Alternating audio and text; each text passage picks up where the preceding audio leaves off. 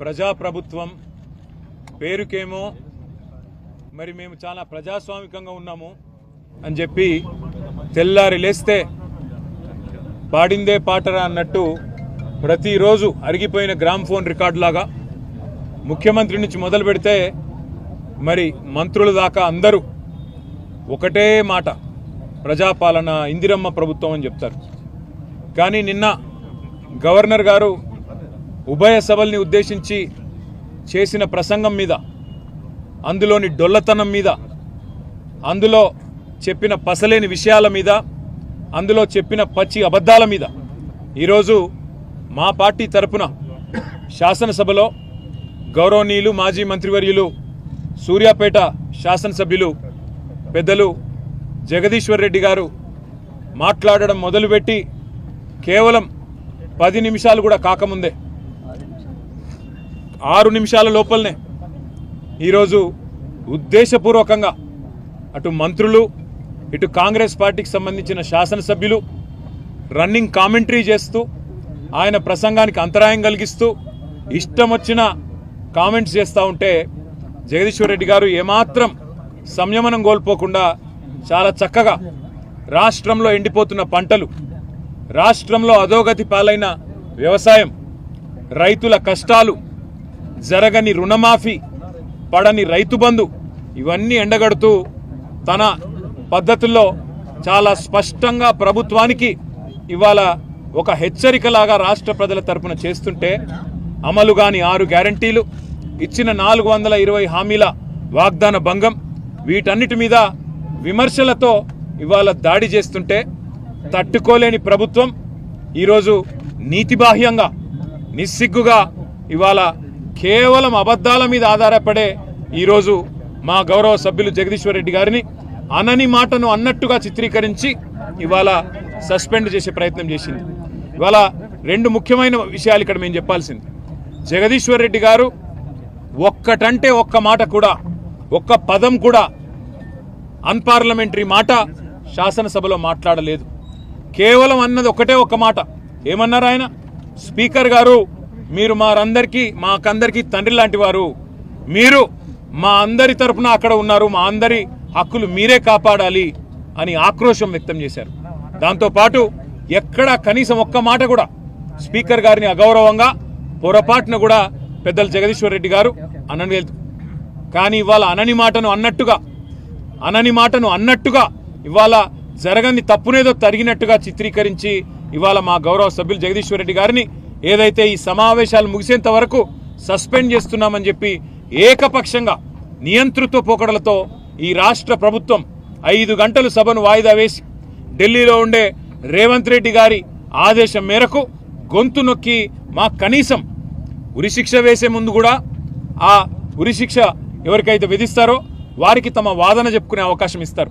కానీ జగదీశ్వర్ రెడ్డి గారి కనీసం తాను చేసిన తప్పేంది, నేను ఏం మాట్లాడినా తప్పు మాట అని కనీసం వివరణ అడగడానికి కానీ, అవసరమైతే మా నాయకుడు, మా పెద్దలు, ప్రతిపక్ష నాయకులు, తెలంగాణ సాధించిన పెద్దలు గౌరవనీయులు కేసీఆర్ గారు మాకు స్పష్టంగా ఆదేశం ఇచ్చినారు.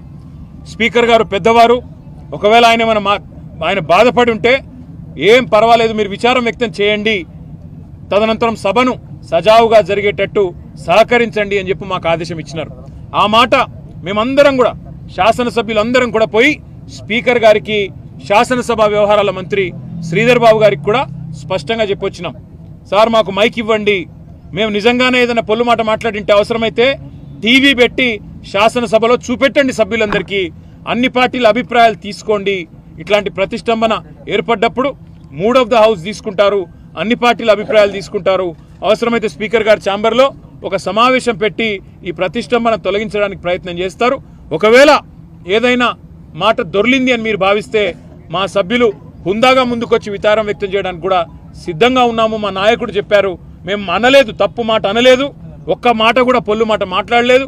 అయినా సరే స్పీకర్ గారి మీద ఉండే గౌరవంతో, ఆ పదవి మీద, ఆ రాజ్యాంగబద్ధమైన వ్యవస్థ మీద ఉండే గౌరవంతో మేము అవసరమైతే విచారం వ్యక్తం చేసి సభ సజావుగా జరగడానికి సహకరిస్తామని చెప్పి హుందాగా మేము పోయి స్పీకర్ గారికి, శాసనసభ వ్యవహారాల మంత్రి గారికి చెప్పినాం.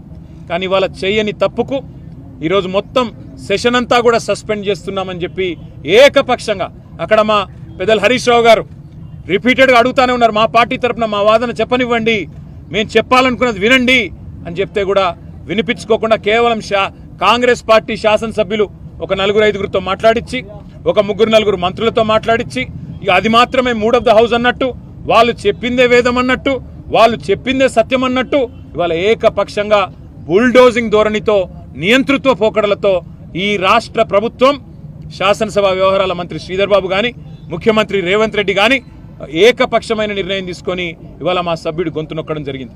అందుకే ఇవాళ రాజ్యాంగాన్ని రచించిన భారతరత్న డాక్టర్ బాబాసాహెబ్ అంబేద్కర్ గారికి ఈ రాష్ట్రంలో జరుగుతున్న రాజ్యాంగ హక్కుల హననం గురించి, ఈ రాష్ట్రంలో జరుగుతున్న అప్రజాస్వామికమైన పోకడల గురించి మరి నిరసన చెప్పడానికే ఇక్కడ వచ్చి కూర్చున్నాం. మరి ఇక్కడికి వచ్చి చూస్తే పరిస్థితి ఏందండి?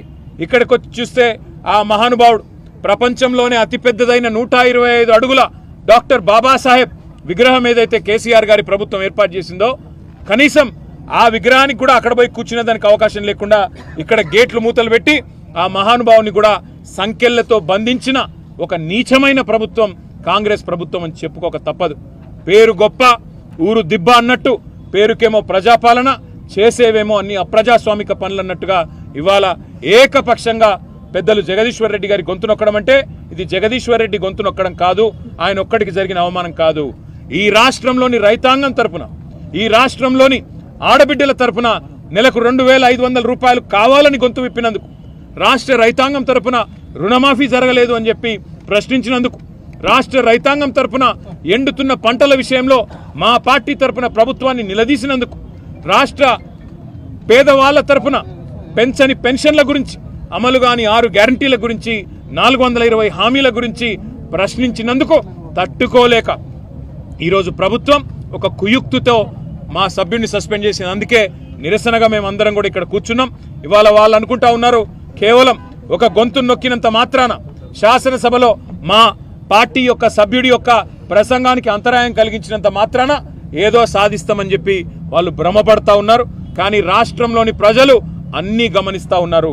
15-16 నెలల్లో కేవలం 20% కమిషన్లు, ఢిల్లీకి మూటలు పంపడం మీద ఉన్న దృష్టి ఈ రాష్ట్రంలోని పేదలకు మేలు చేయాలనే విషయంలో మాత్రం ఈ ప్రభుత్వానికి ఎంత మాత్రం లేదు అనేది ప్రజలకు కూడా అర్థమైపోయింది. కాబట్టే ఇవాళ ముఖ్యమంత్రి గారిని ఎక్కడికక్కడ ప్రజలు శాపనార్థాలు పెడతా ఉన్నారు. ఇవాళ జగదీశ్వర్ రెడ్డి గారు ఒక్క పొల్లు మాట కూడా మాట్లాడలేదు. రేపు రాష్ట్ర వ్యాప్తంగా మేము బీఆర్ఎస్ కార్యకర్తలకు కూడా పిలుపునిస్తా ఉన్నాం. కాంగ్రెస్ పార్టీ యొక్క అప్రజాస్వామిక వైఖరికి వ్యతిరేకంగా, ఈ ముఖ్యమంత్రి, ఈ ప్రభుత్వం యొక్క అహంకార నియంతృత్వ పోకడలకు వ్యతిరేకంగా రాష్ట్ర వ్యాప్తంగా అన్ని నియోజకవర్గ కేంద్రాల్లో కూడా ప్రభుత్వం యొక్క దిష్టిబొమ్మల దహనానికి వెంటనే మీరు పిలుపునిస్తూ, దాంతోపాటు బడ్జెట్ సమావేశాల్లో నిజానికి అన్ని కూడా మేము ప్రశ్నించబోతా ఉన్నామని వాళ్ళకి తెలుసు. మరి బడ్జెట్ సమావేశాల్లో బీఆర్ఎస్ ఉంటే ఖచ్చితంగా మరి ప్రజల తరఫున గట్టిగా దాడి చేస్తారు, గట్టిగా ప్రశ్నిస్తారు. 420 హామీలు, 420 పనులు, ఈ కాంట్రాక్టులు, కమిషన్లు, మరి ఢిల్లీకి మూటలు అన్ని వెలుగులోకి వస్తాయనే భయంతో మా గొంతు నొక్కే ప్రయత్నం ఏదైతే చేస్తా ఉన్నారో తప్పకుండా దీనికి మరి ప్రజలు కూడా సమాధానం చెప్తారు, మేము కూడా సమాధానం చెప్తాం. రేపు రాష్ట్ర వ్యాప్తంగా మరి మా సభ్యుడి యొక్క అప్రజాస్వామిక రేపు సాయంత్రం వరకు మరి ఈ కార్యక్రమం కూడా చేస్తాం. దాంతోపాటు మరి మా సభ్యుడి యొక్క గొంతు ఈరోజు నొక్కినందుకు తప్పకుండా ఈ ప్రభుత్వం ఇంతకు ఇంత అనుభవిస్తుంది. భవిష్యత్తులో ఈరోజు ఏ రకంగానైతే ఏకపక్షంగా కాంగ్రెస్ పార్టీ వ్యవహారం చేసిందో భవిష్యత్తులో తప్పకుండా వారికి కూడా శిక్ష తప్పదు ప్రజా కోర్టులో అనే మాట కూడా తెలియజేస్తూ thank you. Hi, this is Swathi.